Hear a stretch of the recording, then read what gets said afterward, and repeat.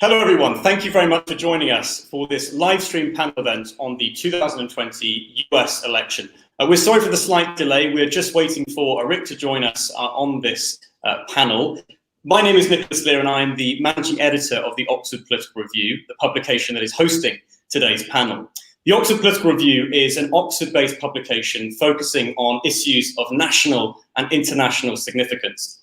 We accept submissions from anyone around the world, publish a quarterly journal, and have a fast-growing speaker series, having interviewed prominent academic and public figures, including 5 former or current heads of state. So this is our second panel event in our US election series, and it could not be taking place at a more appropriate time. This time last week, the voting was open in the United States. 100 million Americans had already cast their ballots before Election Day, and the forecast was clear. The polls predicted overwhelmingly that Joe Biden would secure an easy election victory. Things turned out to be slightly less straightforward than that. After days of waiting on results from key swing states like Pennsylvania, Nevada, Arizona, the race was finally called on Saturday. Joe Biden and Kamala Harris were duly elected, and they now sit as president and vice president-elect. However, 3 days on, the incumbent, Donald Trump, still has not conceded the race and is pursuing legal action in a number of key states. So the purpose of this event is to bring together different perspectives on this election, how it played out, how it continues to be played out, and what it means for the future of American democracy. And to do so, we have an incredibly distinguished group of panelists joining us today. So allow me to give them a full introduction. He's not with us yet, but we have Rick Wilson, who will be joining us shortly. Rick is a Republican political strategist and one of the founders of the Lincoln Project, a super political action committee established by Republicans with the sole purpose of preventing Donald Trump from being re-elected. He is a seasoned political strategist, having worked on the campaigns of leading Republicans like George W. Bush and Rudy Giuliani. Rick characterizes himself as the ad guy, having been responsible for running ads for several successful election campaigns. Next, we have Dr. Rachel Bitecofer. Rachel is one of America's premier election forecasters. She is the editor of The Cycle, a website offering leading political analysis, and she is the host of Elections Whisperer, a weekly YouTube show and podcast series. In 2016, Rachel published The Unprecedented 2016 Presidential Election, a book about the election of Donald Trump, full of political insight and election analysis. We also have Sabrina Siddiqui. Sabrina is a national politics reporter for the Wall Street Journal in Washington, D.C., where she covers the 2020 presidential election race. Prior to joining the Journal in 2019, she covered the White House and the 2016 presidential race with The Guardian, and she also serves as a political analyst for CNN. And finally, we have Professor Adam Smith. Adam is the director of the Rothermere American Institute, the University of Oxford's Center for the Study of the United States and its place in the world. He currently serves as the Edward Osborne Professor of US Politics and Political History, before which he taught at University College London for 17 years. Indeed, he taught me for a short period as well. Adam specializes in the history of the United States in the 19th century, and he regularly presents documentaries on BBC Radio 4. So those are our panelists, and the format for today's event is that I will ask each of our panelists to offer opening remarks on their immediate reaction to the election result and how it played out. We will then move into themed question rounds based in part on my pre-prepared questions and in part on the questions that you have submitted using the Google form in advance of this event. I will ask each of the individual panelists to answer those questions, specific questions, and they have the opportunity to respond to each other should they wish. So let's start off with opening remarks. Can I turn to Rachel, please, to give your thoughts on how the election played out, how it continues to be played out, and what it means for American democracy? Sorry, Rachel, you're on mute there. You have to unmute yourself. There we go. There you are. How long again? How long again do we have for each of us? So if you can offer opening remarks for about 3 minutes, that'll be great. 3 minutes. There. Oh, we better be quick. Okay. It's very nice to be here today with the Oxford panel. I won't, spend much time then on introductions. I'll delve right in. What we really are seeing too are the product of the pandemic, right? We had to have this altered election system where a lot of people were going to vote by mail. And so states that had never really done that system, especially crucial swing states like the Midwest, the Rust Belt, who were so decisive in the election outcomes, had to expand vote by mail. And I really can't reiterate, like Pennsylvania, it was like 5% of their electorate voted by mail in 2016. Suddenly you're going to expand that outward. And in a functioning democracy that wasn't, collapsing, during a pandemic, the government would want everybody to be healthy and safe, and it would try its best to make it easy for people to vote, and it would expand vote by mail, right? But that's not what's happening in the United States. So as states initially looked towards vote by mail, the Trump administration responded in the way that they did, which was, oh, vote by mail is fraudulent, don't vote by mail. And also Republican legislatures made it impossible to vote by mail, count the ballots quickly. They literally blocked legislative attempts to change state law to allow for vote by mail ballots to begin getting counted early. So when we look at the slow results, we're really looking at a carefully orchestrated political event that was designed to allow, if in case the election was very, very close, basically cover for the Republican Party, for Trump, to be able to talk about fraud, to be able to do these lawsuits that you're seeing now, and to basically throw up smoke and mirrors to argue, a legal argument. Now that ended up being all for naught because Joe Biden did win by such a decisive advantage that we didn't get to the point where they were really arguing the ballots that came in, postmarked by election day but didn't arrive late. Instead, Biden's win percentages in Michigan and Pennsylvania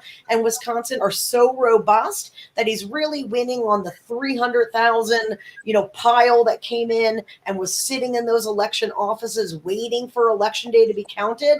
And that's why the strategy didn't work, but we're still stuck with the counting method. So it's really important to keep in mind that Biden's win is fairly robust. I mean, we're really looking at a 4%, maybe even higher popular vote margin. It will be certainly not a election 2000 or even 2004. We're really looking at a decisive victory for Biden that is being attempted to turn into, in terms of the conversation, a tighter election, right? And that's for political purposes as Trump tries not to concede to the president-elect, right?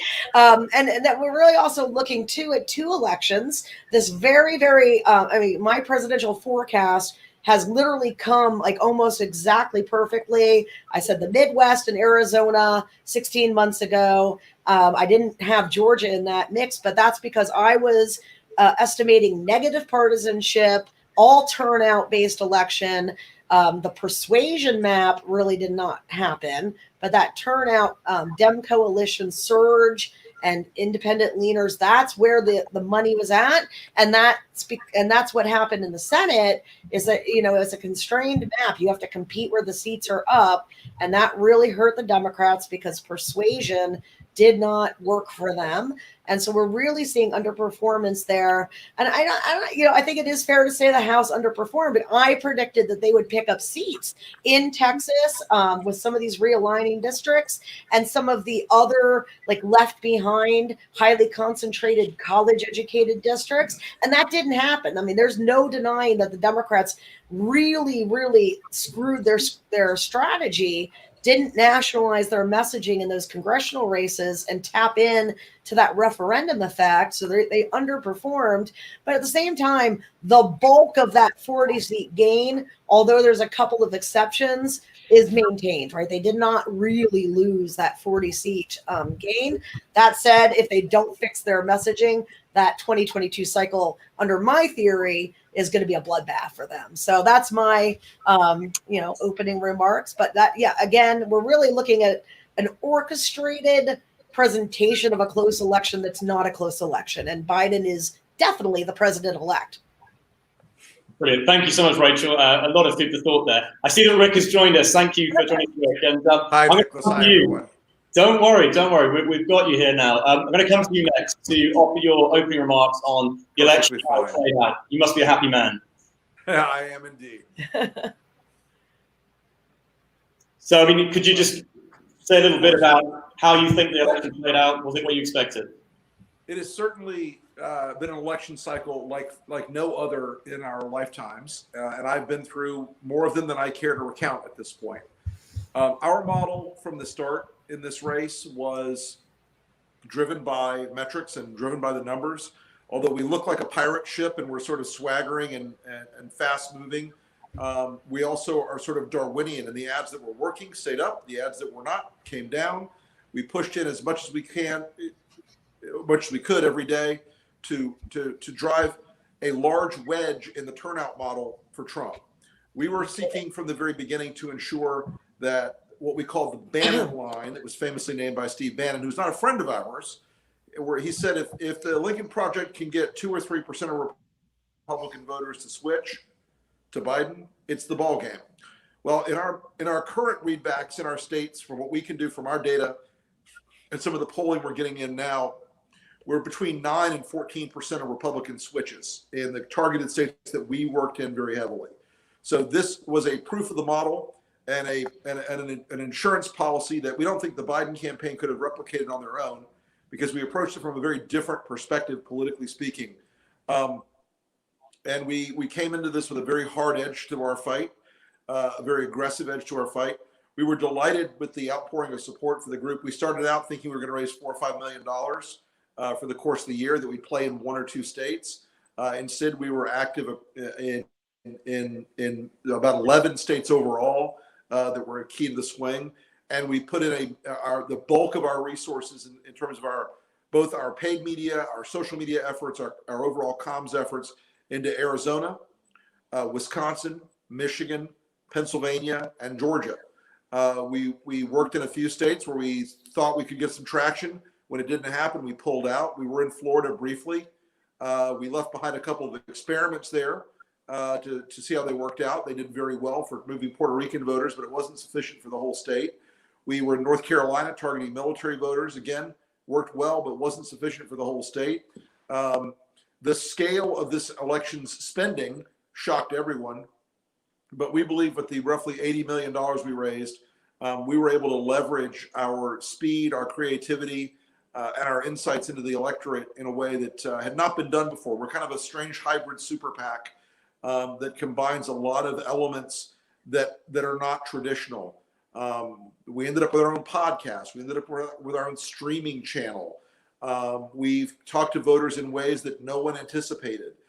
We engaged in narrative setting, strategic communications during the course of the campaign, literally just to screw with Donald Trump, not because it was just for fun to troll him, although it was, but also because it had a strategic impact on the management of his campaign every day, and caused enormous chaos inside their world every day. So it has been a fascinating election. Joe Biden is president. It came out on election night. There was a lot of panic in the Democratic world, and a lot of our allies who screamed, "Oh my God, we've lost it all. What happened?" But the reality was the red mirage that we and everyone else predicted for election night happened. We waited it out. We calmed the hell down and rode the storm out. And the things started to come in, as Rachel mentioned. You know, we understood that the mail ballots were going to be dispositive for Joe Biden. There was no question they were going to run up a pad that it was almost mathematically impossible for the Trump campaign to catch up with on election day in most of these places. We've got a lot of lessons still to derive from our data and from our research post hoc, but it's been a fascinating season. Look forward to talking with you guys more about it. Thanks so much, Rick. Can I turn to Sabrina next to offer her remarks? Well, I want to echo, first of all, Rachel and Rick's really excellent analysis of what has been an extraordinary election, and one that has perhaps seemed agonizing for many people who've been watching around the world, not to say the least about the people who've been here in the US. And and spent about 5 days bracing for the results. I really think that there's a lot of need to re-emphasize what Rachel said about how this was very much crafted in a way to make it seem like an election that was not close when, or that was close when it actually was not. And we know that Republican state legislatures in some of these key battlegrounds, namely in Pennsylvania and Michigan, did not allow their mail-in ballots to be counted early, even though other states, including Republican-controlled states like Florida and North Carolina, did. And so what that created was this perception on election night that President Trump was winning the election. Also, that as the slow roll-in came of the mail-in ballots, an unprecedented number which were cast due to the coronavirus pandemic, and were likely to favor Joe Biden, that they could turn around and claim some kind of fraud when there's simply no evidence that that's the case. But all that being said, because it's already been reflected on, I think what we saw is what we had known all along, and that's that President Trump has a base, but he doesn't have a coalition.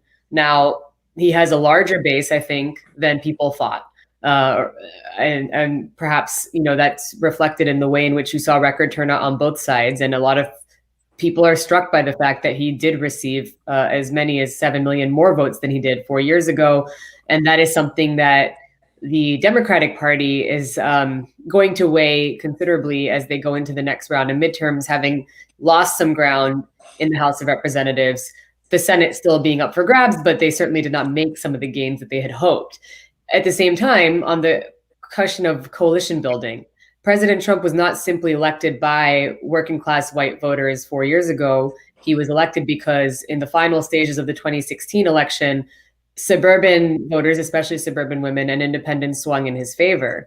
And this time around, we had a fairly steady race that showed Joe Biden ahead with these two key blocks of voters who stuck with Biden through the end. And in some cases, it was narrow. For example, Biden carried white suburban women by a margin of 52 to 47%. So that's a fairly narrow margin, but largely he was propelled due to strong support in the suburbs more broadly, which are also becoming increasingly diverse in America, and then a high turnout among Black voters in the urban areas of some of these key states like Michigan, Wisconsin, and Pennsylvania. It's really hard to overstate the impact that Black voters have had on Biden's candidacy specifically, because they are the reason why he was the Democratic nominee in the first place, and now very much a big part of why he is in the White House. And I think that is something that has a lot of resonance in a year that was really defined by racial justice protests, a nationwide reckoning around systemic racism, and the disproportionate impact that the coronavirus pandemic has had on communities of color. And I think you saw that manifest itself in the outcome of this election. The only other thing that I think, because I know we're going to break down the numbers against more detail, bears noting is that, we were talking about independent voters as well, another group that was key to Trump's success 4 years ago, that voted for Biden by double digits. And that's a group that Trump had narrowly carried 4 years ago, but clearly swung in the other direction. And so I think by and large, because this unfolded so slowly, people lost track of the margins. But for the most part, in these states, Biden has exceeded Trump's margins by far. And that's important to remember as we now hear Republicans saying, well, it's okay for the president to challenge the results because this is a close election. It is not a close election. It is certainly not as close as President Trump's victory was 4 years ago. Thank you, Sabrina. And then finally, thank you for waiting patiently, Adam. If I can turn to you for your opening remarks. Yeah, thanks, Nick. Well, look, I mean, here are three narrative frames in which you can place this election. I mean, one is to say that in historical terms, it's extraordinarily unusual for an incumbent president to lose an attempt to be re-elected. It happens very seldom in American history. And so, Rick is right to be happy. I mean, his group, which has given me, anyway, a great deal of entertainment. I've enjoyed the Lincoln Project. I continue to enjoy the Lincoln Project. And he's right, I think, to feel a great deal of satisfaction because, as he says, the evidence appears to suggest that there was a non-trivial proportion of the electorate who opted for Biden at the top of the ticket, even if they then voted Republican down the ticket. So that's one narrative frame, and that's something that we need to explore. And it's hard not to come to the conclusion that the author of the main author of Trump's defeat in his bid for re-election is Donald Trump himself. The second narrative frame, though, is continuity. And the New York Times has a very good graphic in which it has little red arrows and little blue arrows for each county pointing in different directions for the flow of votes. In 2016, that similar map was showing a slew of red arrows going in one direction, only a few small blue arrows going in the other. This time round, that map is pretty static. I mean, there are some shifts which my colleagues have already alluded to. Clearly, Arizona is moving in a blue direction. Georgia is moving in a blue direction. But Florida, it seems more out of reach for the Democrats than it has in several election cycles. Ohio, which used to be the quintessential swing state, is now seems to be well out of reach for the Democrats. So there's a bit of movement, but it's movement within an extremely polarized, the most polarized and static partisan landscape since the late 19th century, which was also non-coincidentally the last time when there were a series of elections that were in which the electoral college vote and the popular vote differed.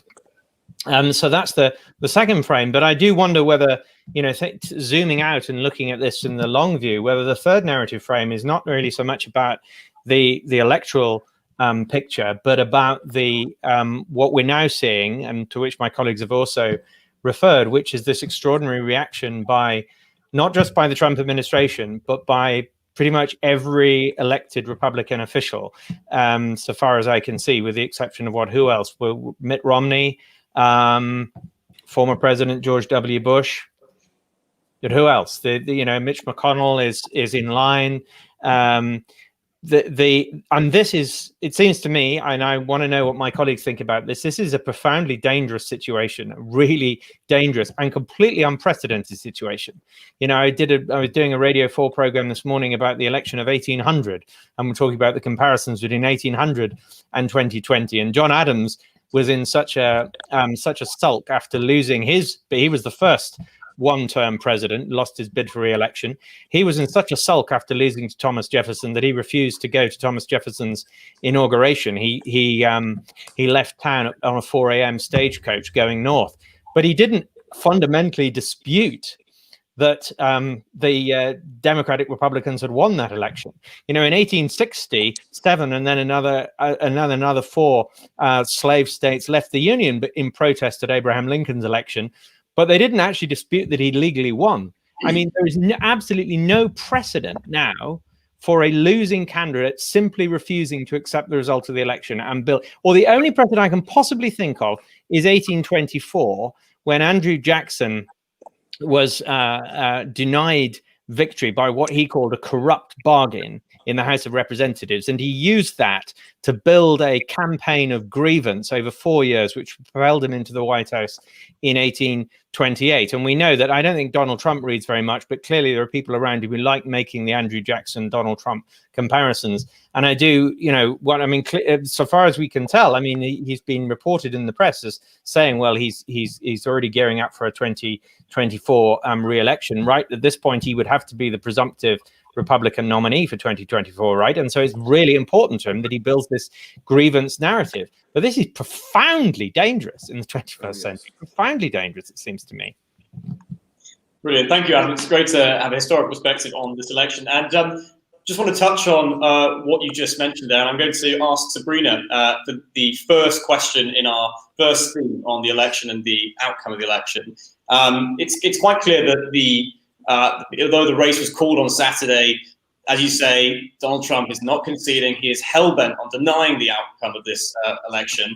And very early in the results, he declared victory. He stated that fraud had been committed on the American people. So I have two questions for Sabrina, really. Is Trump doing irreparable damage to public confidence in American democracy? And when do you think this will all be over? Is there a genuine possibility that this result could be overturned? Well, the answer to the very first question, I'll take it piece by piece. Is President Trump doing irreparable damage to democracy in America? Yes. We don't have data right now.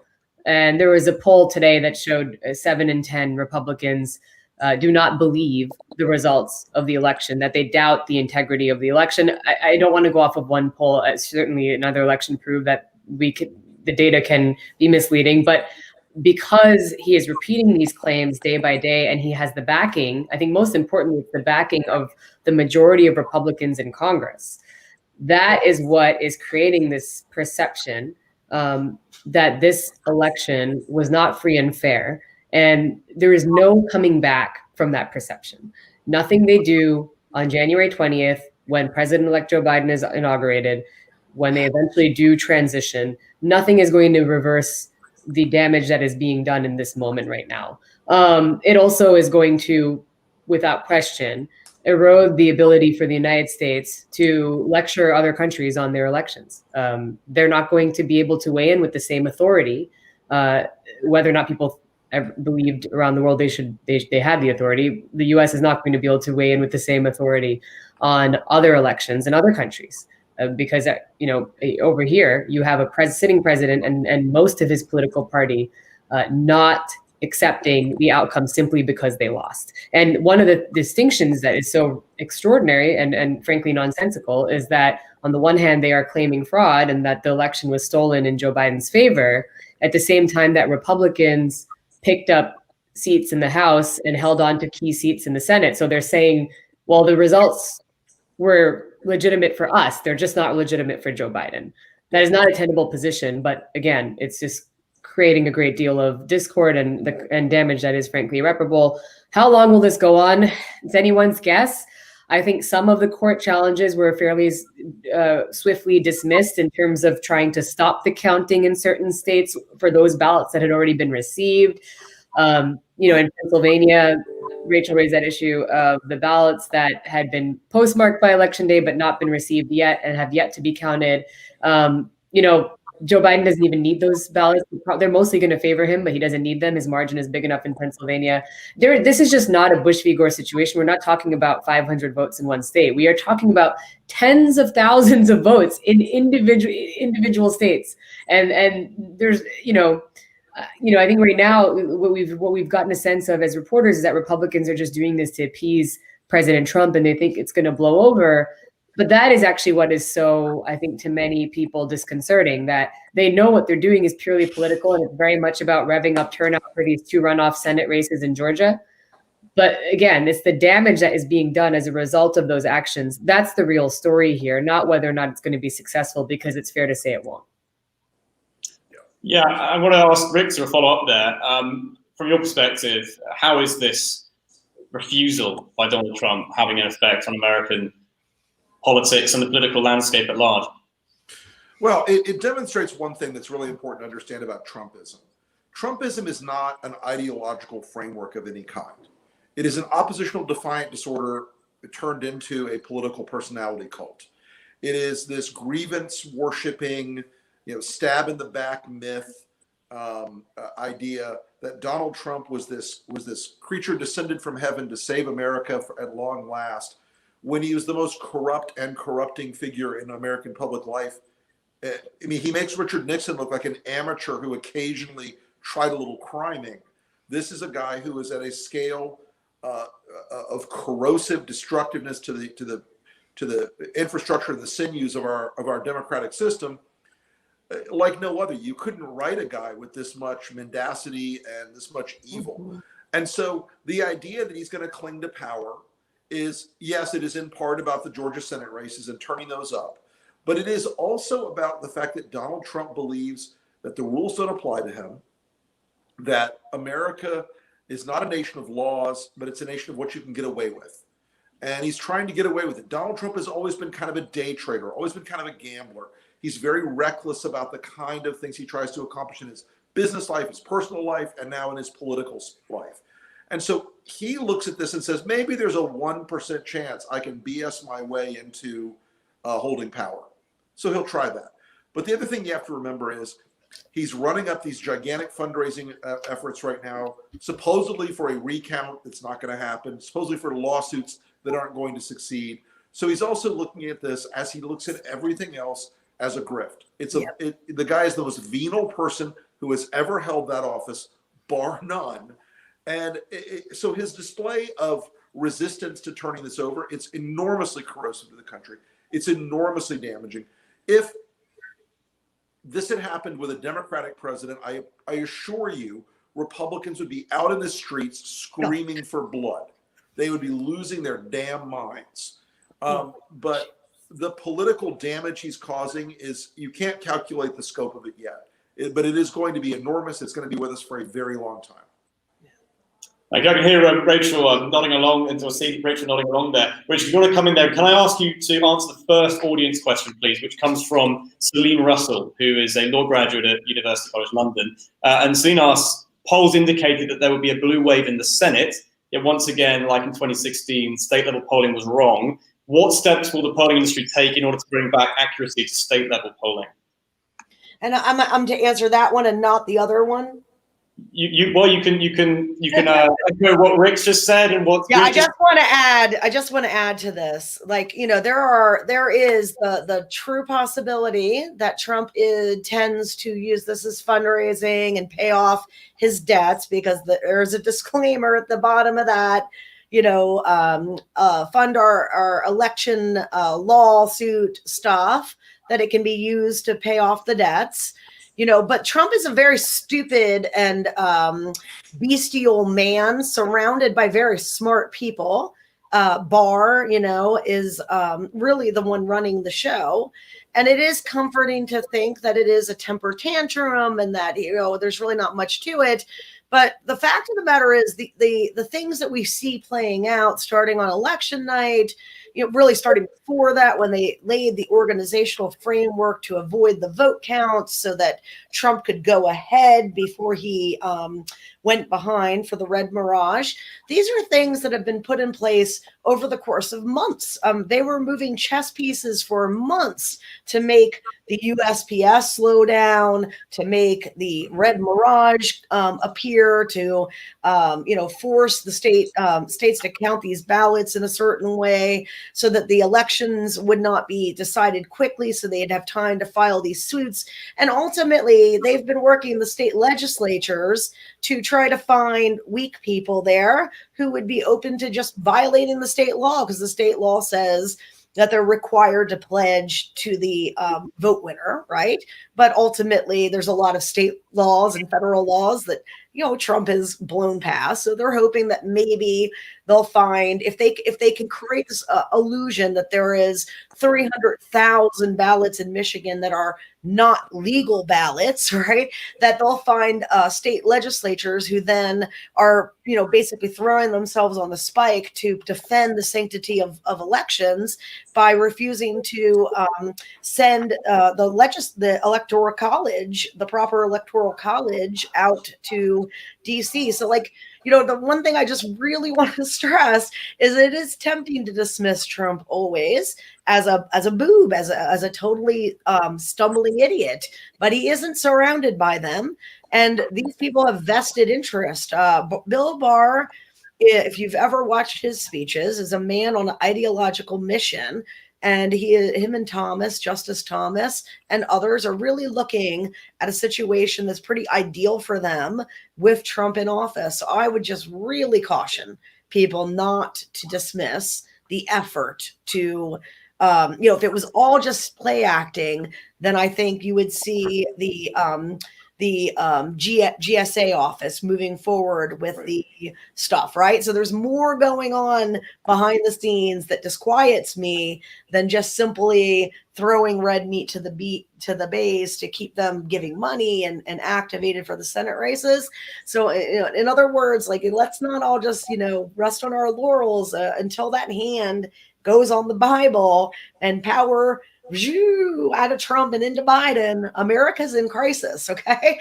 As to the other question, yeah, my belief is that Democrats are very bad at electioneering, and I've talked very vocally about my belief that they don't do electioneering, from messaging to targeting correctly. Now, in the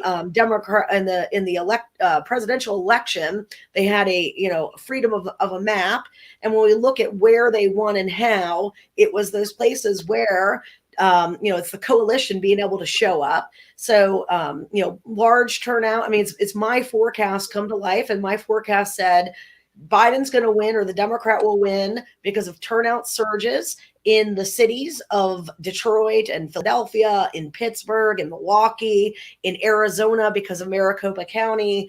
And it will be because suburban areas explode, unlike others based on the GOP's turnout in the midterms, which went up, not down.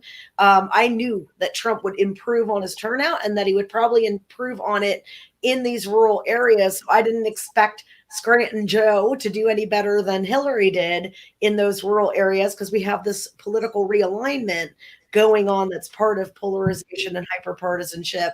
And that has non-college educated white voters moving to the right, while college educated whites are moving to the left. So I knew where Biden was going to do well was these huge suburban turnout. I mean, college educated voters are like the biggest source of surge, and you know, you might be able to cut them through like suburban, urban, but really it's college education that is the main realignment variable that we're measuring.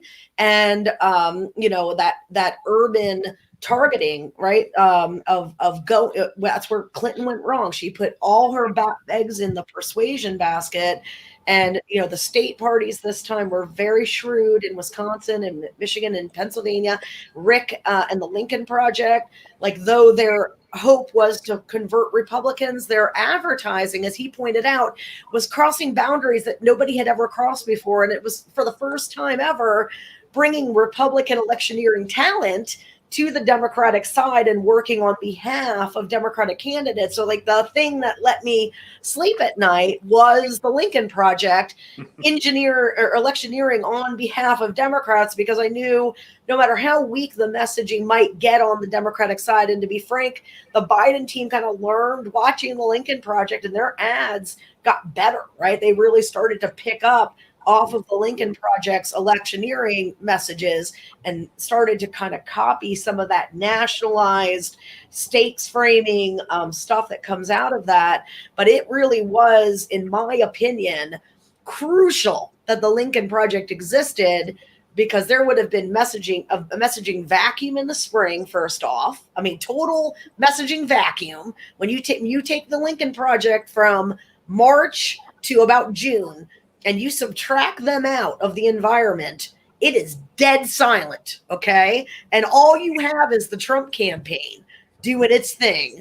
So there's that. And also their advertising, even when it was persuasion advertising, had these mobilizing effects that were very effective at driving turnout up of the Dem coalition, right? And that's women, that's minorities, that's young people, it's college educated whites. It's a big coalition, and it includes independent leaners, right? So leaners that are left leaning independents.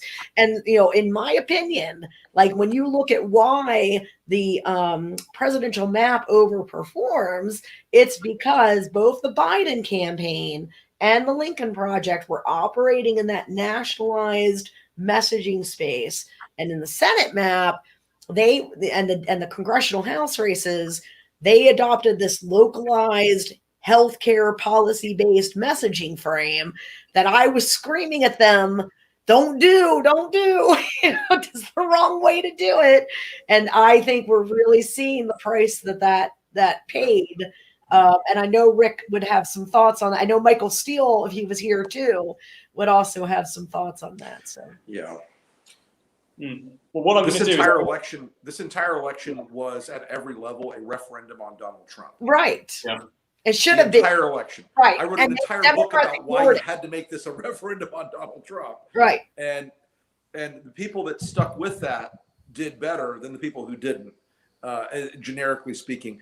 I also think there's a question about electioneering that comes down, that we're down to specific state politics.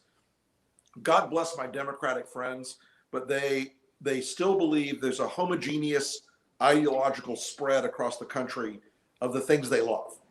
And they think that a average Democratic voter in Michigan is the same as the average Democratic voter in Massachusetts or California. They're just not. They think that a Democratic voter in Florida, a Hispanic Democratic voter in Florida, is exactly the same as a Hispanic Democratic voter in the Bronx, and they're just not. This is still a complex and diverse country, politically speaking, and you've got to be able to sing the right songs in certain places, right, even when you're making this a referendum. So in Florida, Joe Biden lost Florida by about 400,000 votes, and about 150,000 of those votes came out of South Florida that should have been his. Right. And I'll tell you why he lost them. Because Joe Biden needed to go down to Miami, stand in Calle Ocho, and say, Fidel Castro was a monster. He oppressed and killed the Cuban people and stole the property of millions of hundreds of thousands of people that are suffering from it still today. Instead, they were looking over their shoulder at Bernie Sanders, looking over their shoulder at AOC and the squad, worried that they couldn't say the socialism word, even though it was going to cost them a gigantic chunk of votes among the Cuban, Venezuelan, Nicaraguan, and Colombian communities in Florida.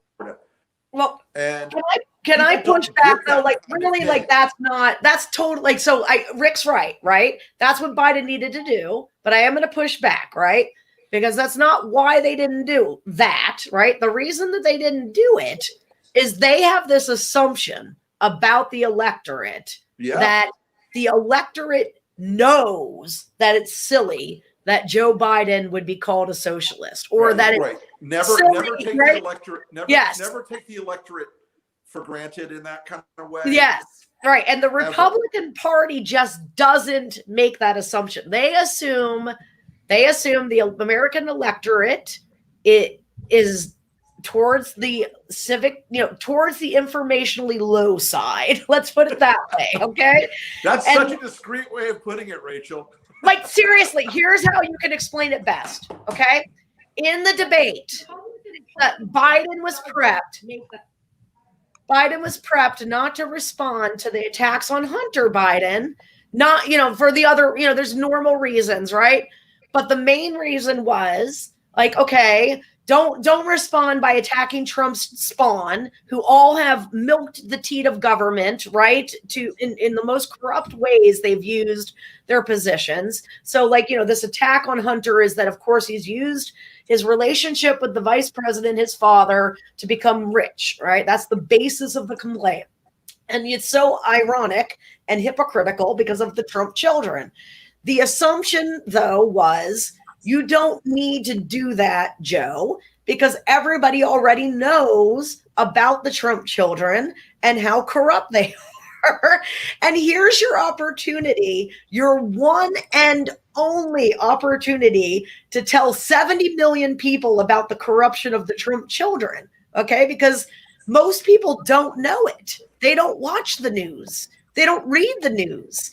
And Democrats don't realize that. They don't realize that, And so they miss that opportunity under the assumption that the electorate already knows all of these things that they don't know. Thank you, Rick. Well, I'm going to ask now Adam to answer an audience question, which is a historically comparative question, really. And it looks at the key states in deciding this election. I mean, you mentioned, Adam, that it's the first time Ohio, so I think it's 1964, hasn't backed the winning presidential candidate, and that's traditionally been seen as a key swing state. Wisconsin was seen as central to Trump's victory in 2016. It was identified as the state. I mean, I think Hillary visited the state even once on the campaign trail. Looking at this year's election, what would you say, if you could select a sort of key state that really defined the outcome of this election, what would that be? Well, it depends what you mean. I mean, the state that turned out to be the critical state that, the three states that mattered for the Biden campaign were, what they really needed to win were Wisconsin, Michigan, and Pennsylvania. There are other states that you can look to for a kind of seeds for the future, and those would be Arizona or Georgia, possibly. The electoral map is slowly shifting, and the old Democratic Party had at its, the blue wall states, the old industrial states of the Midwest, have a certain kind of Democratic Party demographic, and the Sunbelt states and the new South states, as it were, the Atlanta and Atlanta suburbs in Georgia, represents a new kind of Democratic coalition, broadly speaking. But the challenge for the Democratic Party right now, and this is true in this election, it was true last time, and it will be true in 2024, is that the new Democratic coalition is not yet big enough to win without some of the old Democratic coalition. Correct. Right. So Joe Biden seemed to me, I mean, there's no candidate looks better than a winning candidate, but it seems to me that Joe Biden was the ideal Democrat to run, precisely because, you know, he still is working class Joe and Scranton Joe. And okay, he didn't turn back those Trump voters in the rural areas. But, you know, nevertheless, he had just enough credibility, let's say, to pull back together those blue wall states while still being able to reach out in the new Democratic areas. There may come a time when a Democrat can win without Wisconsin and Michigan and Pennsylvania.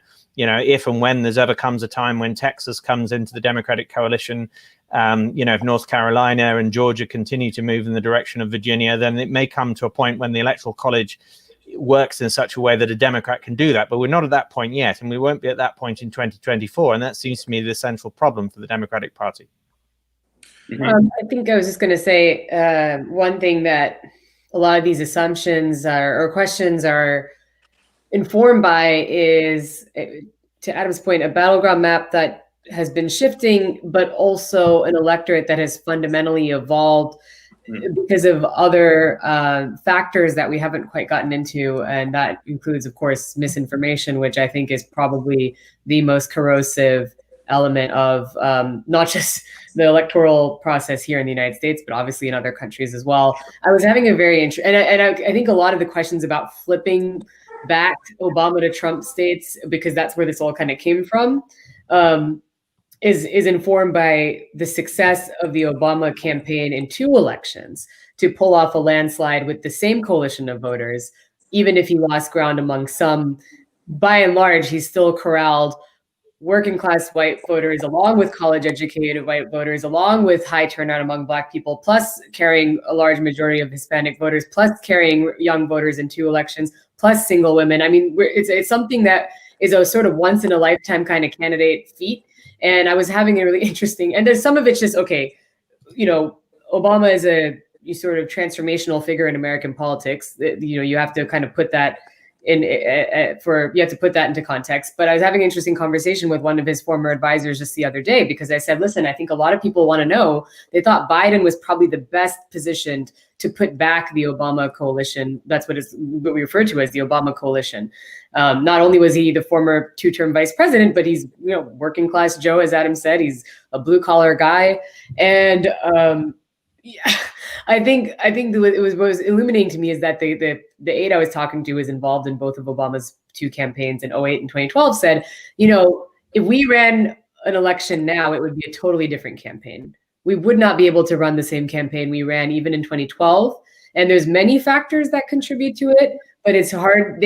What his take was, it's hard to really overstate the influence of the misinformation apparatus that has emanated from Facebook, as well as just, you know, the internet more broadly, and also the, you know, evolution. I don't know if I can call it evolution, but Fox News and the way in which it has transformed in the era of Trump, and in the later years of the Obama administration, and Sinclair, this, you know, conservative media conglomerate that has control over a lot of local news outlets. And so he was, you know, there's a lot of things you can do strategically as a campaign, but I think the underlying issue was, misinformation is going to be the hardest thing to get past for any candidate, any campaign moving forward, in order to pull back voters who, no matter how much you try to reach them just on the basis of message, if you are not fighting this war on Facebook, if you're not fighting this war with, perhaps, you know, the left doesn't have nearly as strong of a media apparatus as the right does. I'm certainly not as influential in reaching voters. So I think that there's just that is something that has transformed American politics. And so I think the takeaway I had from that conversation was, you know, a lot of people sometimes say if Obama won, he would maybe be the only one who would be able to win back Ohio and win back Florida. And apparently his own campaign would say, not with this electorate. We'd have to run a completely different campaign, because a lot of these external factors, but especially Facebook, I think was a big part of it, did not exist 8 years ago now, when he last won re-election. Okay, just looking a bit more closely at some of the demographic things that we were observing really with the election. And I've got a question from an audience member, which is to do with the Latino vote in particular. I'd like to ask Rick this: why and how did Joe Biden and the Democratic Party fail to win? A large part of the Latino vote in particular. What lessons can be learned going forward? Well, let's bifurcate the question into two parts. The first is the Florida Latinx Hispanic vote, which is characteristically different than a lot of the rest of the country. There are two major population centers of Hispanic voters in Florida: the Cuban population and the Puerto Rican population. In both cases, in the first case rather, in the Cuban case, we've already covered the socialism problem. It is still a gigantic vote-moving meteorite from hell that crashes into the Democrats' hopes over and over again. The Puerto Rican population, although they are culturally more liberal, they still have some socially conservative thematics throughout their political space. And so in Florida, you ended up with a disconnect with Trump and those voters. Elsewhere in the country, you tend to have more voters of Mexican-American extraction. They also, and the Democrats have a real problem looking this in the eye. If you go to the Rio Grande Valley in Texas and find a Mexican-American registered Democrat, there's a very good chance that person is also an evangelical Christian. There's a very good chance that person is also pro-life. And the National Democratic Party cannot get their head around that, because as much as they've been sort of wrapped up in identity politics for a very long time, they miss big cultural cues with some of these communities.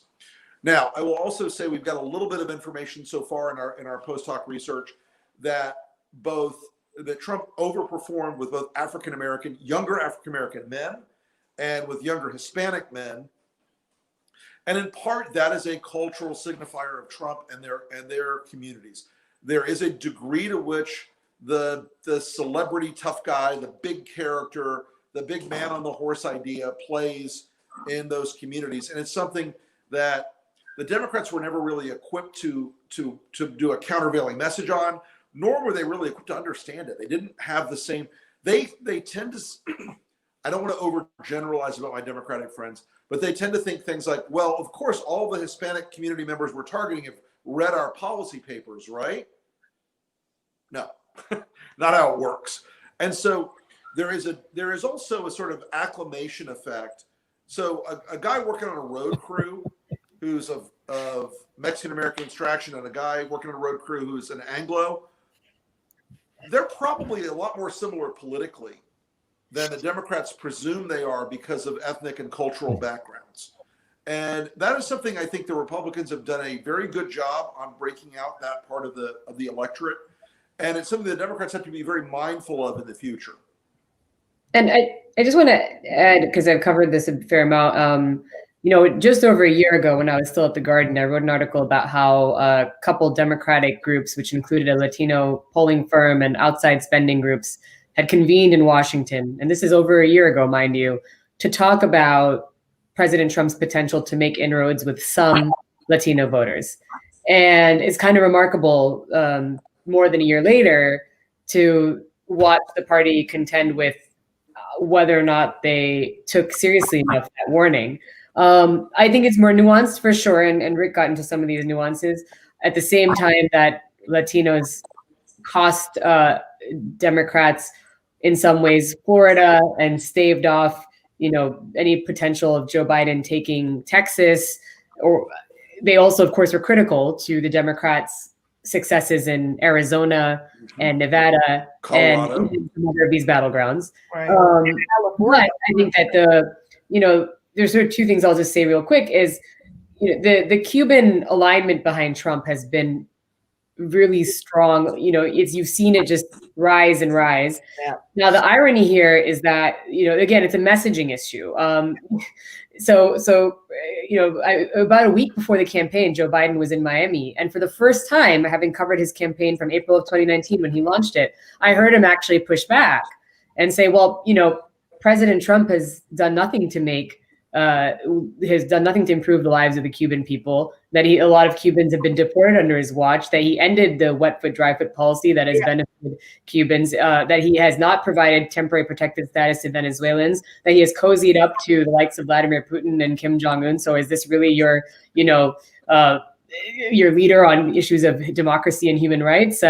He's actually cozied up to authoritarian leaders. But that when you're saying it a few days before the election, that's when you know that they've seen something and it's too late to do the course correction. So some of it, I think they could have got out ahead of messaging wise. They just didn't realize. They knew this was a problem. They knew they were losing support compared with Hillary Clinton with some of these people, especially in Florida, but they didn't realize just how much. So again, polling is a problem here somewhere. And then they thought they could offset it with more seniors than they did in Florida. They certainly gained a lot of support with seniors nationally, but in Florida, the rise was not enough to offset the drop with Latino voters. And I think, again, I don't want to keep hammering on Facebook, but I talked to a Biden volunteer a few days before the election for a story, and he was noting that they were finding it really hard. He is a Cuban American in South Florida, a younger Cuban American, so more progressive. And he was saying they're having a lot of trouble overcoming the Trump campaign's micro-targeting on Facebook. So Biden invested heavily in traditional Spanish language media outreach. Yep. And that is a more generic message, right? It's about Trump's handling of coronavirus. It's about the Trump administration's policies on immigration. It's not as nuanced as targeting people on very specific demographic issues on Facebook and just putting a YouTube ad right in front of them that is saying Biden's going to bring socialism to America's doorstep. That is a lot more effective, clearly now in this climate, than the traditional media that candidates invest in. That doesn't mean the traditional media didn't pay off for Biden. The early TV investments in Wisconsin, Michigan, Pennsylvania, some of it was also that they invested so much in the blue wall that they invested less in Florida. It caught up with them later on. But I think that, again, micro-targeting for some of these very, for these communities that are not a monolith, that's going to be really key for these campaigns moving forward on both sides, to understand that immigrant communities, minority communities are not a monolith, and it takes a great deal of precision. And the Trump campaign has been successful to some degree with parts of the Latino community to understand that they will not just be driven by one singular issue as a block. Yeah, let me jump in here real quick. Yeah, sorry, let me jump in here real quick, because the context to all of this too is going to really anger any Democrat listening to this, because the underperformance, there was still lots of underperformance of the vote in 2018 in every congressional district that I've analyzed the voter file for. Democrats managed to come close to equalizing turnout of their registered voter pool, but still fell short of every Republican. Okay. In every district I analyzed, the percent of Republicans that showed up, registered voter ratio was still higher than the Democrats, and Latinos clearly underperformed. So I started talking about Brad Parscale and his Death Star and their micro target efforts and what they were doing with Latino voters way, way, way back. Maybe it was in 2017, but it was definitely in 2018, about how the Republicans and Brad Parscale in particular had developed this micro-target strategy, that it was going to be heavily reliant on digital targeting through YouTube, Facebook, but also YouTube, targeting voters of color, young men, Latino and Black young men, with these micro-targeted ads, because it relies on the assumption that these people don't know anything about politics. They don't know nothing. They're a clean slate. And so therefore, it doesn't matter if in reality, Joe Biden or Donald Trump is a racist, right?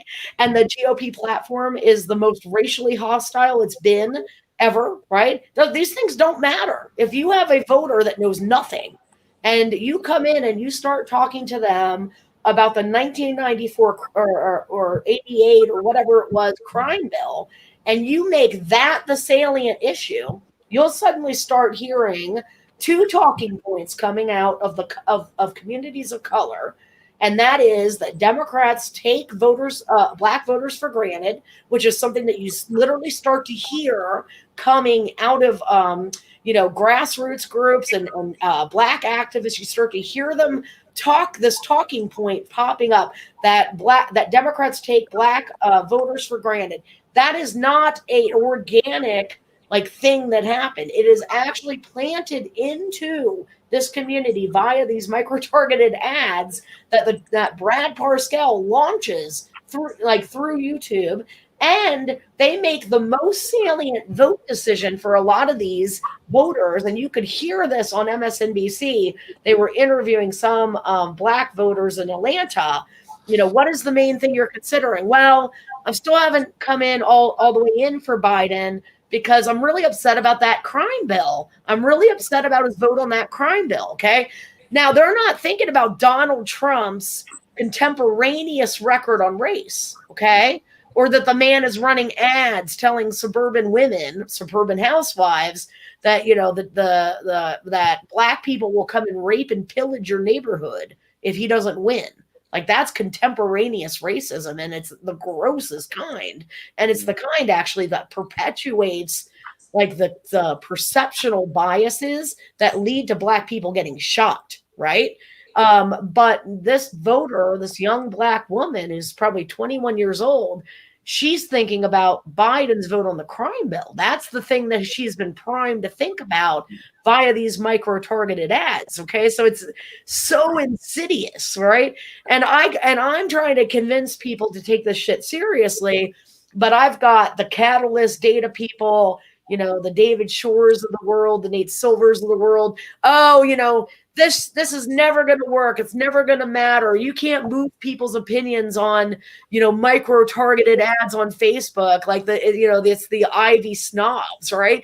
And it's totally wrong, right? Because again, if people have no baseline, if you're targeting low info voters and they've never been hit with anything. And in the case of the Cubans, as you pointed out, Sabrina, these Cuban American voters down in South Florida, they get nothing. They get nothing from the Biden campaign until like the week before. But Trump ended wet foot, dry foot, right? That should be game over.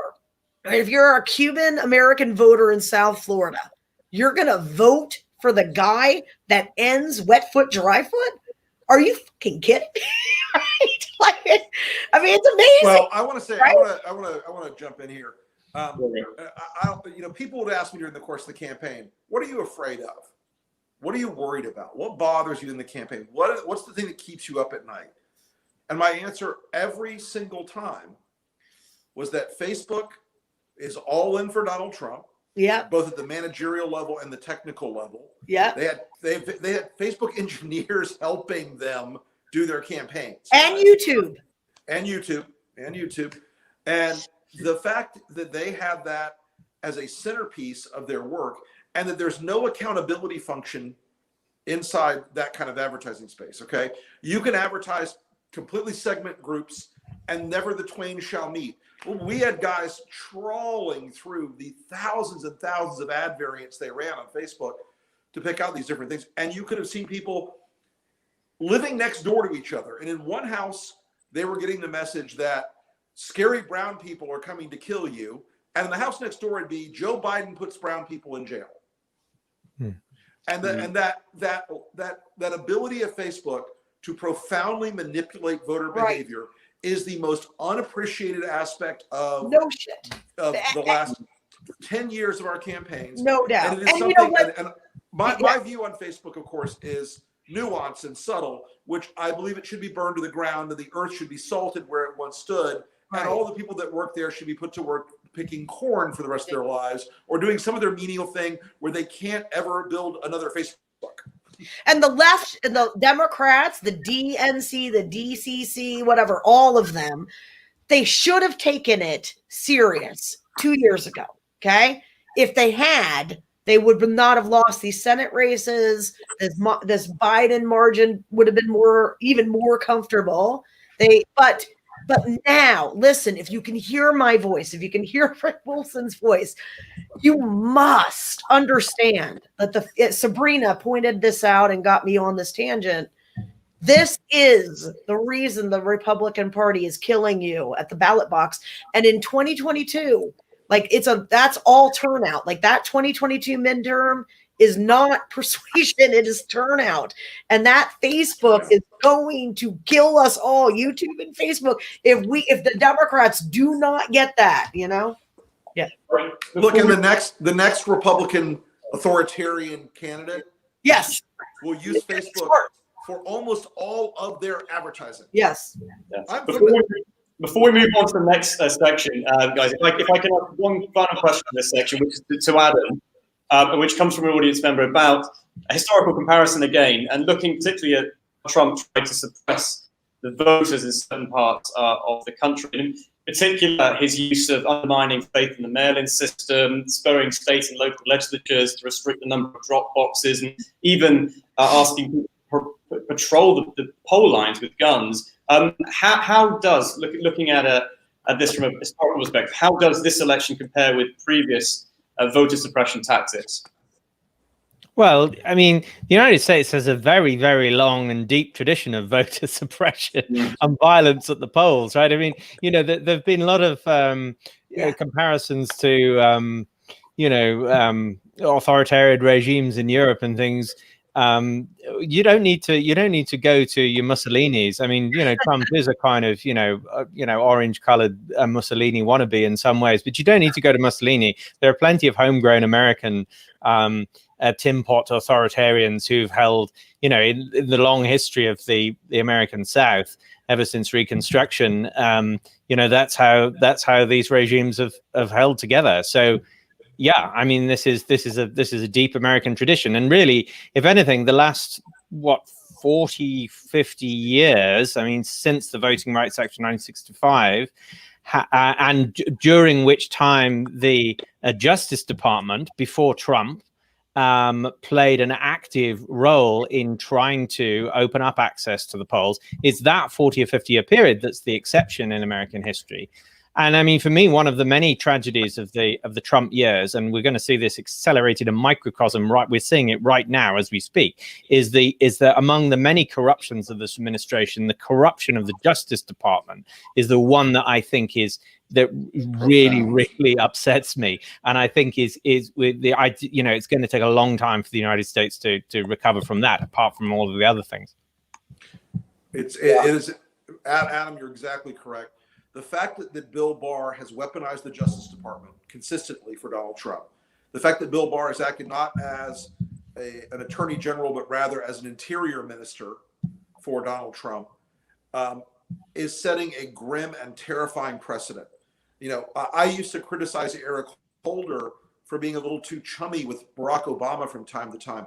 I could never have imagined the degree to which Bill Barr would corrupt his office. It is a risk factor much higher in many ways than Donald Trump's rhetorical excesses, because it really does have a profound impact on the confidence in the overall justice system in this country.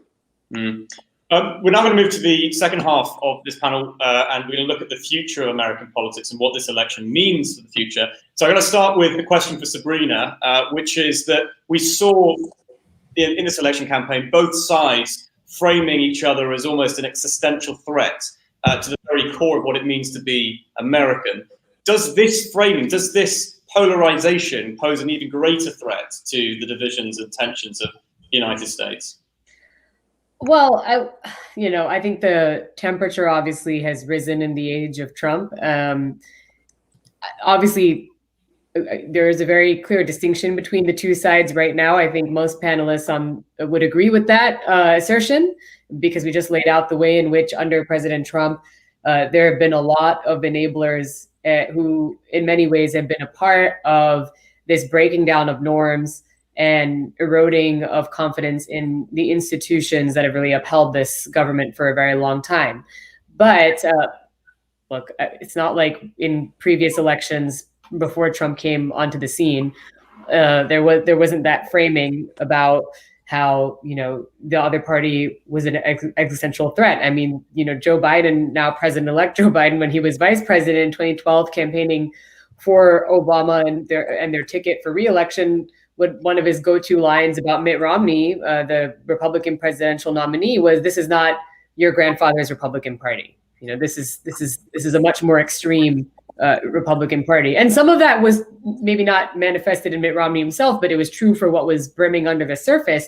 But I think this is sort of not new. On the polarization question, just, it's not so much the framing, the messaging, a lot of that being what we've grown used to on the politics. It's more so this attack on institutions that we're talking about that is now playing out in real time to kind of bring us full circle to the way in which one party is refuting the results of the election. So when I was talking about, the way in which that's going to have that's going to do the kind of damage that will be irreversible, that very much ties directly to the way in which one side of this electorate is going to view the other party and the entire political process, the entire democratic process, right? So that I think is an existential threat to this democracy, that this country is now going to look at this election and hold a fundamentally different view as to whether it was fair or not. And so, the rhetoric on the campaign trail, I think it's more of a culmination of what has been building in the age of Trump. And again, if it hadn't been for Republicans in Congress and a lot of the cabinet secretaries, we may have not been here, because clearly there was given Trump's popularity at the base, there was a calculus that everyone just needs to go along with it, or they need to try and live in this alternate reality where they don't see the president's tweets and he's doing his own thing in the White House and we're doing our own thing here in Congress. That's not how it works. And so what they've created now is something that can't be put back in, it's like you can't put it back in the box. And so I think that is really the problem that we're going to see moving forward. There's no point of return now from where we are. Looking forward then, and an audience question that was asked by Frederick Iversen from the University of Norway. Looking at the Republican Party, if I can ask Rick to answer this question, who do you see as the potential front runners for leader of the party? Will they go for a more moderate candidate, Friedrich Arndt, like Larry Hogan, or more authoritarian? Nicholas! Nicholas! Yeah. You sweet summer child, you naive optimist. This is not my question, Rick, but the lead candidate for 2024 is Donald Trump Jr. Right. This is a party that does not or care Donald about Trump ideology. Senior. They want the assertive dickishness of Trumpism. They want the in-your-face, own the libs, fuck your feelings crowd, front and center. That's right. It's going to be Don Jr. and you'll also see in the primary Tom Cotton, Josh Hawley. You'll probably end up seeing Tucker Carlson run, Matt Gaetz. Yeah. These people all now understand one thing. The Republican Party just cares about who's the biggest a-hole. They want somebody to confront society, experts, institutions, norms, standards. They want that transgression all the time. So it is going to be Don Jr., Tucker Carlson, that kind of person now says, shit, the standards are basically zero. As long as I can go on Fox and Mark Levin and OANN and go on all this Alex Jones cluster of conspiracy feeder sites that drive a culture of lunatic bug fuckery all the time inside the GOP base, that's what they're going to do. That's what these people now believe in. They don't believe in limited government. They don't believe in the rule of law. They don't believe in the Constitution. They don't believe in fiscal probity. They don't believe in personal integrity. It's all about the big show of being the biggest jerk in the room. I totally second what Rick is saying. Like, I want people to understand quantitatively, this is a fact, okay? Like, I could come here to Oxford, it's Oxford, and present to you quantitative, non-subjective modeling that will show you the Republican Party is so ideologically extreme. Like the first wave of the Tea Party took out some moderates and replaced them with less moderate people. Then those people, guys, they got purged.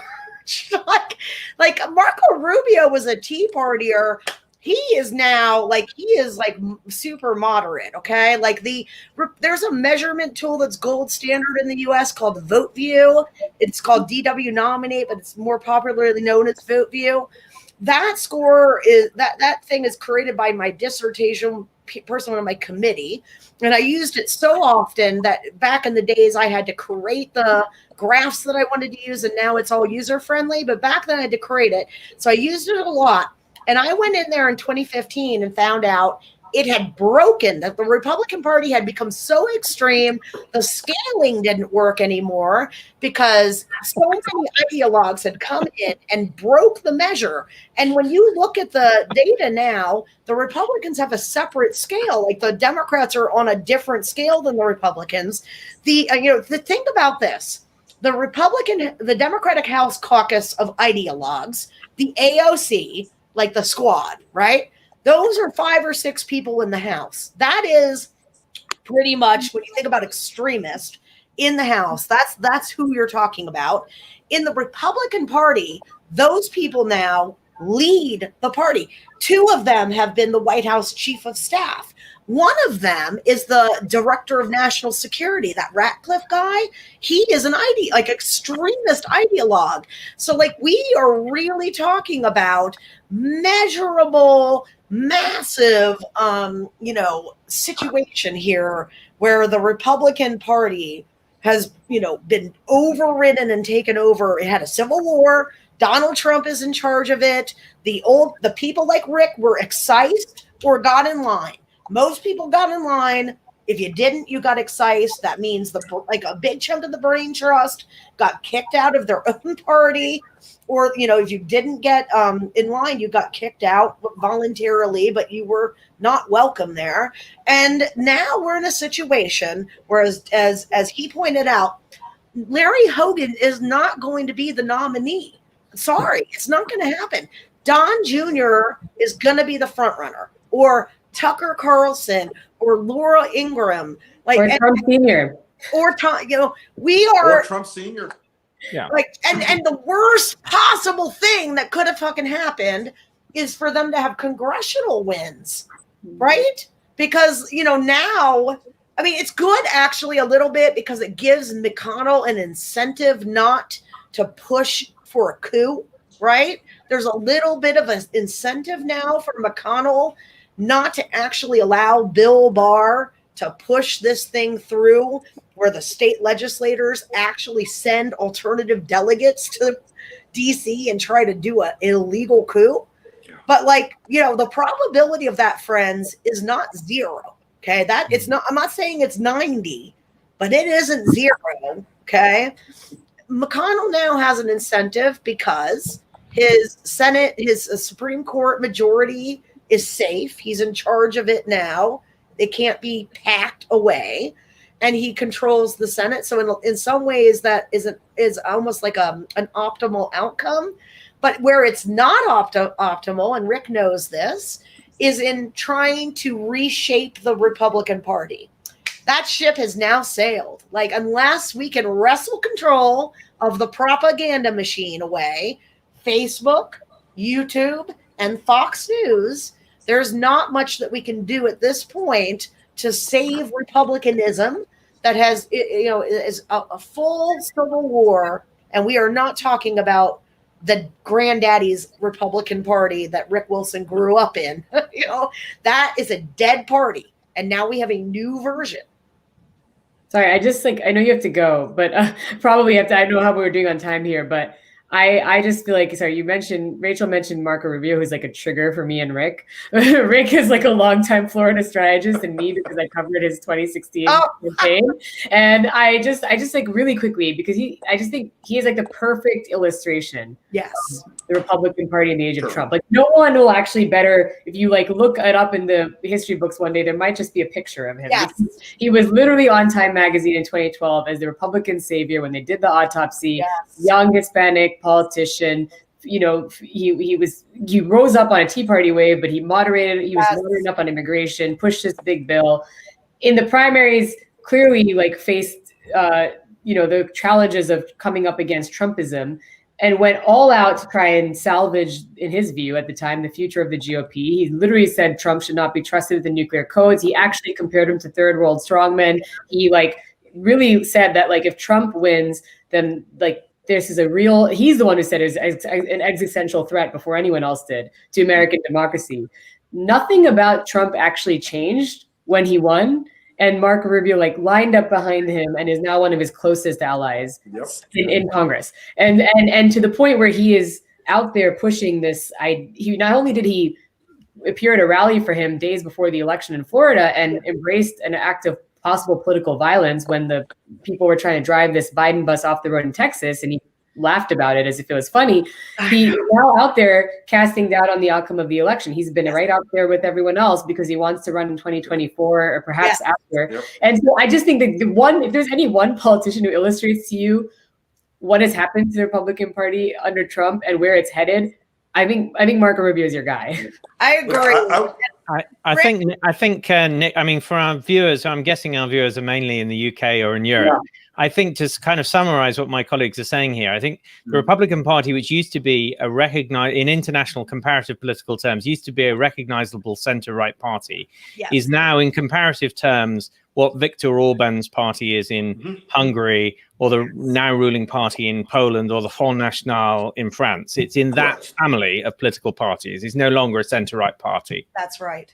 And the Democrats have never articulated that message to voters. So one of the reforms that I am pushing, so Rick's got the Lincoln Project, and that is a good, finely tuned thing that I think is going to evolve to even be better. I hope it does, Rick. You're not going to pack up, are you? We're not packing up, guys. We're not packing up. We're not only not packing up, we're expanding and we're going international. So good. So Yeah. that's going to be there, right? My point is that's going to be there. Yep. And my work now is trying, I don't want to make any announcements right here, but there's coming announcements. And my work now is to fix the other half of the equation, the Democratic half of the equation in terms of their electioneering, right? Because it just can't continue to suck the way it does. And if these two things were to come together, where the Lincoln Project is in that space and the Democratic electioneering starts to happen, there is the American public has never been told that they are operating with a Republican Party that could be this, what do you call the Polish, what do they call that party in Hungary? What is it called? With the right-wing party in Hungary. Orban's party, yeah. It's called what? I don't know the name exactly. Ideologically, what is it called? It's authoritarian adjacent at best. It's what? It's authoritarian adjacent. Okay, right. The public does not understand. The Biden team made a decision to focus. They did much better on messaging than the congressional wing of the party, right? And we can see the benefits of that. And Jen O'Malley Dillon also focused a part of the campaign apparatus on that turnout mobilization equation, right? Mm-hmm. So the Democrats ran a very different campaign on that presidential level. The congressional level was all about healthcare and, really ran a different type of campaign.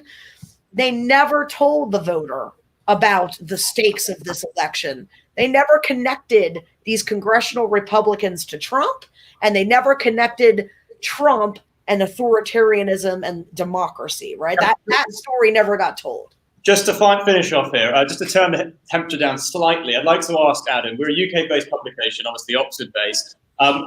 This is the first time today that Joe Biden has spoken with Boris Johnson, our Prime Minister. What do you think the special relationship look like? Well, I mean, it'll be, there's always a kind of a special relationship in some ways between Britain and the United States. The United States has other special relationships too, of course, with the successive British governments that don't tend to think about. But, it's clearly going to be frosty, isn't it? I mean, the Biden team, quite rightly, are not going to forget some of the things that Boris Johnson has said in the past about Barack Obama. I mean, it's clear that, Joe Biden has criticized this the bill that just been amended by the House of Lords, but it's now going back to the House of Commons, which is giving the British government the authority to break international law. They're going to stand. I don't think. Generally, the British government is now in an absolutely appallingly difficult position because it knows the massive costs of a no-deal Brexit, but it also knows that backing down in these key issues. They're stuck between a rock and a hard place, and the new American administration is not going to make that any easier. So, but in the end, the UK-US relationship, which rests on intelligence sharing and security cooperation, in fact, will be stronger probably. Yes. Because in the end, beneath the personal, tensions between the Prime Minister and the new president, a new Biden administration, in terms of its reorientation back towards the Atlantic Alliance and its recommitment to international institutions and the rule of law, will notwithstanding Boris Johnson's histrionics, mean that there's an underlying stronger relationship will resume, I would imagine.